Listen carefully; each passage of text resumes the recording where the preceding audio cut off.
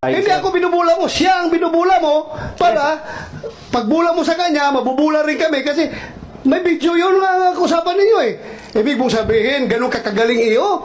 Kahit na ilang bisis ka kaso mo, yung kaso mo, wag mong pasis ko lang yun. Yes, sir. I understand, sir. Pasis lang yun sa aking panerbisyon pagkapulis. I understand. Kaya huwag mo akong bilugin dito, ha? Yes, sir. Kung siga ka, kung maro ka sa labas, kung nabubula mo yung ibang tao, not me. Ha? Yeah. Not me. Kasabot ko, sir. Ha? Kasabot ko, sir. Anong Bisaya man ka? Taga saan ka? Taga Davao ako, mama, sir. Ibig sabihin, por maro, taga Davao. Dili taon, sir. Ay,